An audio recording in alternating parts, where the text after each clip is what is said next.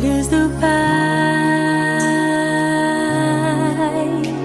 Você é uma obra-prima que Ele planejou. Com suas próprias mãos pintou a cor de sua pele, os seus cabelos desenhou cada detalhe num toque de amor aos olhos do Pai.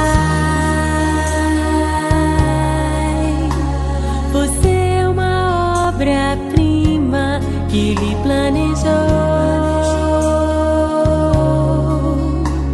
Com suas próprias mãos pintou a cor de sua pele,